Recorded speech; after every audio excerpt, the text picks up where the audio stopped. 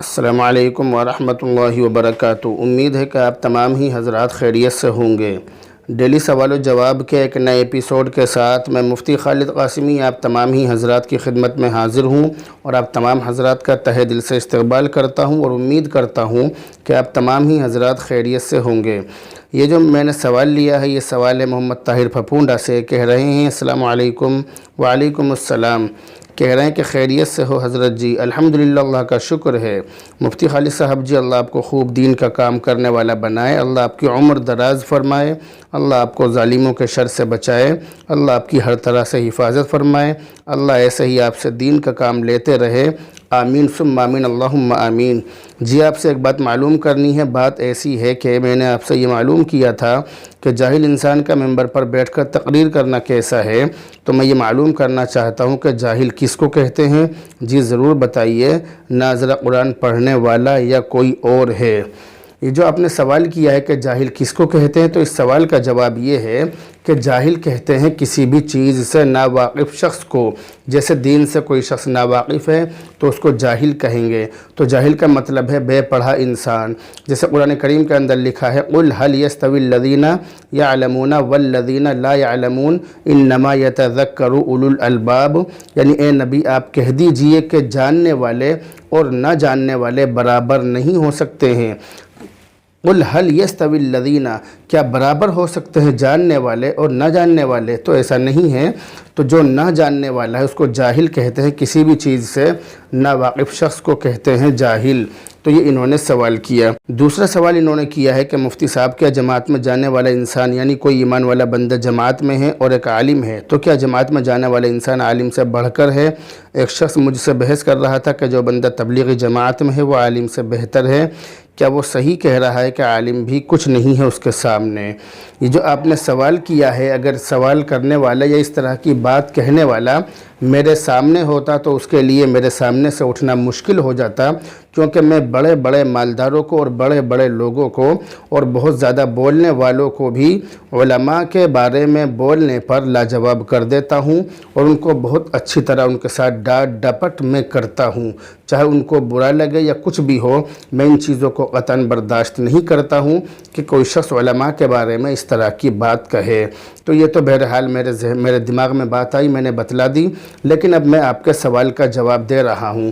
آپ نے جو سوال کیا ہے، اس سوال کا جواب یہ ہے، اس سوال کا جو جواب ہے وہ پہلے سوال میں موجود ہے، یعنی جو شخص آپ سے اس طرح کی بات کہہ رہا ہے وہ جاہل ہے اور دین سے لابلد ہے۔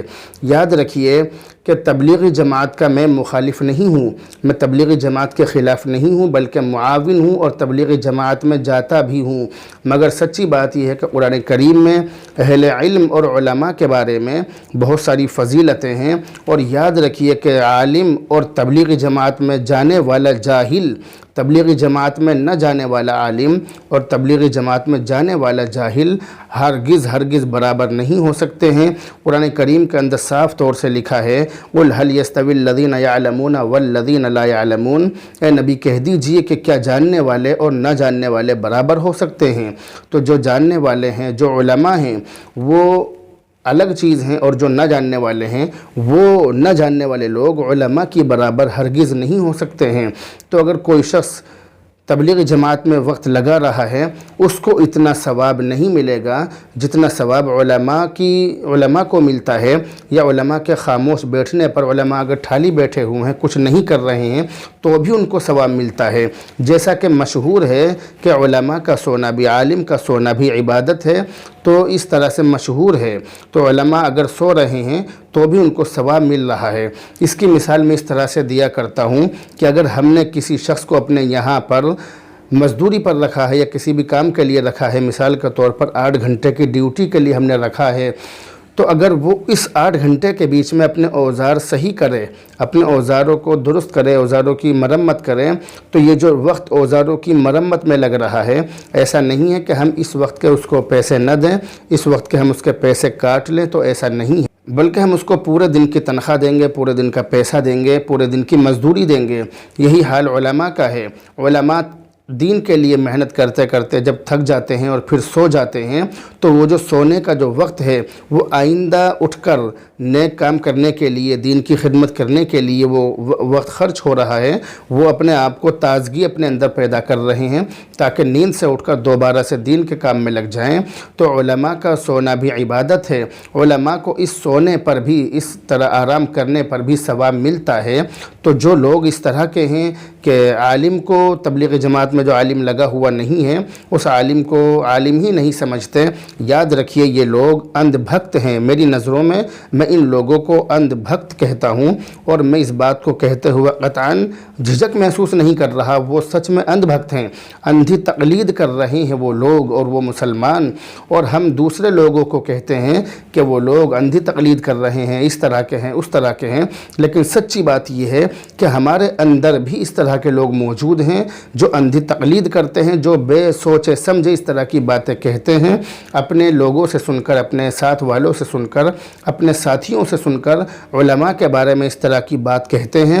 جو علماء تبلیغی جماعت میں لگے ہوئے نہیں ہیں، یاد رکھیے وہ آپ کے مخالف نہیں ہیں۔ اگر علماء آپ کو آپ کی غلطیاں بتلاتے ہیں یا آپ کے اندر پھیلی ہوئی برائیوں کے بارے میں آپ کو مطلع کرتے ہیں، آپ کو سمجھاتے ہیں، بتلاتے ہیں، تو یاد رکھیے کہ وہ علماء آپ کے یہ تبلیغی جماعت کے مخالف نہیں ہیں۔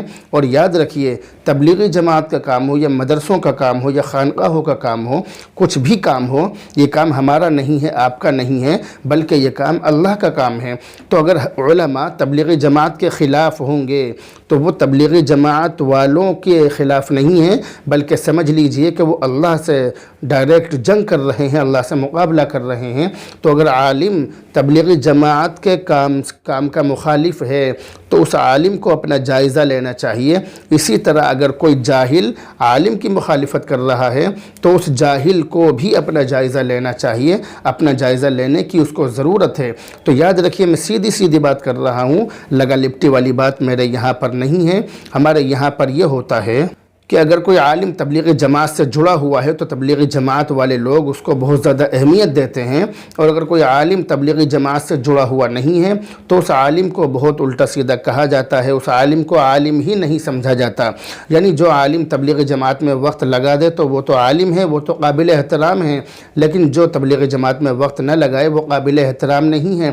یہ بات ہم نے دیکھی ہے، اس بات کا ہم نے تجربہ بھی کیا ہے، اس چیز کو ہم نے محسوس بھی کیا ہے، اور اس بات کو ہم نے جھیلا بھی ہے۔ بہت کافی دن پہلے ہم نے اس چیز کو نوٹ بھی کیا، اور ہم نے تو اب یہاں تک دیکھا ہے، میں تو بہت کھلی بات کرتا ہوں کہ ہمارے جو علماء ہیں، اگر کسی علماء کو کسی شہر میں اپنی عزت کرانی ہوتی ہے یا اپنے اندھ بھکت پیدا کرنے ہوتے ہیں تو وہ تبلیغی جماعت سے جڑ جاتا ہے، اور تبلیغی جماعت سے جڑنے کے بعد پھر لوگ اس کی غلطیوں کو نہیں دیکھتے، غلطیوں پر پردہ ڈال دیتے ہیں، اور اس سے اس طرح سے جڑ جاتے ہیں کہ اس کی ہر بات کو قرآن و حدیث سمجھتے ہیں، اس کی ہر چیز کو اللہ کی وحی سمجھتے ہیں۔ اگر وہ کوئی بات غلط کہہ دے تو اس کی تعویل کر دیتے ہیں۔ لیکن جو لوگ تبلیغی جماعت سے، جو علماء جڑے ہوئے نہیں ہیں، ان علماء کے صحیح کاموں پر بھی اعتراض کیا جاتا ہے، ان کی غلطیوں کو پکڑا جاتا ہے۔ اگر وہ غلطی نہ بھی کریں تو بھی سب سے بڑی غلطی ان کے اندر یہ بتلائی جاتی ہے کہ یہ لوگ تبلیغی جماعت سے جڑے ہوئے نہیں ہیں۔ یہ تو بات میں نے آپ کو وہ بتلائی جو ہمارے سماج میں پھیلی ہوئی ہے، معاشرے میں چل رہی ہے۔ اب بات میں کرتا ہوں قرآن و حدیث کی روشنی میں۔ تو قرآن و حدیث کی روشنی میں علماء کی جو فضیلتیں اور علماء کے لیے جو بشارتیں، اور اہل علم اور طالب علم کے لیے، طلب علم کے لیے محنت کرنے والے اور طالب علم کے لیے جو فضیلتیں اور بشارتیں موجود ہیں وہ بہت زیادہ ہیں، بہت بڑی بڑی فضیلتیں ہیں۔ تو جو شخص یہ کہہ رہا ہے کہ تبلیغی جماعت میں لگا ہوا عام انسان تبلیغی جماعت میں نہ لگے ہوئے عالم سے بہتر ہے، وہ شخص بالکل غلط کہہ رہا ہے، ایسا نہیں ہے۔ یاد رکھیے تبلیغی جماعت کے لیے اور تبلیغی جماعت میں جتنے بھی کام ہوتے ہیں یہ تمام کام غلط نہیں ہیں، صحیح ہیں۔ یعنی گشت کرنا، ملاقاتیں کرنا، اس کے علاوہ اللہ کے راستے میں جانا، تمام کام صحیح ہیں، غلط کوئی بھی نہیں ہے، مگر ان کاموں کے لیے قرآن و حدیث کی آیتیں واضح طور پر موجود نہیں ہیں۔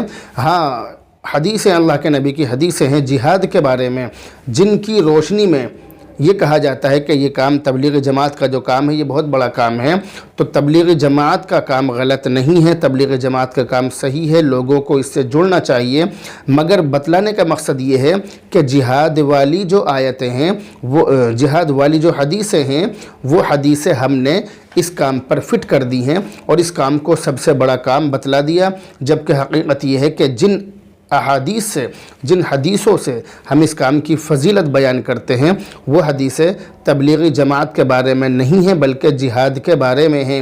تو بتلانے کا مقصد یہ ہے کہ یہاں پر تبلیغی جماعت کی برائی نہیں ہو رہی ہے، بلکہ یہاں پر مقابلہ اس چیز سے کیا جا رہا ہے کہ علماء بہتر ہیں یا تبلیغی جماعت میں کام کرنے والا۔ تو علماء کے بارے میں قرآن و حدیث کے اندر واضح طور پر بشارت فضیلتیں موجود ہیں، اس کام کے کرنے والوں کے لیے بہت زیادہ خوشخبریاں ہیں، لیکن دوسری طرف جو تبلیغی جماعت والے لوگ ہیں اچھا کام وہ بھی کر رہے ہیں، قابل تعریف کام کر رہے ہیں، قابل احترام ہیں وہ لوگ جو تبلیغی جماعت سے جڑے ہوئے ہیں، تبلیغی جماعت کا کام کر رہے ہیں، اور اس گئے گزرے زمانے میں وہ لوگ لوگوں کو دین کے راستے پر لا رہے ہیں، وہ لوگ قابل احترام ہیں، لیکن وہ لوگ علماء سے بہتر ہرگز نہیں ہو سکتے ہیں۔ جب علماء کی اہمیت و فضیلت اور اعلیٰ مقام و مرتبہ قرآن و حدیث سے ثابت ہے اور مسلم ہے، تو کسی جاہل کو یہ حق کس نے دے دیا کہ وہ تبلیغی جماعت میں جانے والے عام شخص کو ایک عالم سے افضل سمجھے؟ تبلیغی جماعت میں جانا بے شک اچھی بات ہے، مگر یاد رکھیے کہ تبلیغی جماعت میں جانے والا عام انسان علماء سے بہتر، کسی بھی عالم سے بہتر ہرگز نہیں ہو سکتا ہے۔ مجھے امید ہے کہ آپ میری باتوں سے اختلاف نہ کر کے ان پر عمل کرنے کی کوشش کریں گے۔ اگر آپ عمل کرنے کی کوشش کریں گے تو کمنٹ کر کے ضرور بتائیں۔ بہرحال اب آپ سے رخصت ہوتے ہیں، دعاؤں میں یاد رکھیں۔ السلام علیکم ورحمۃ اللہ وبرکاتہ۔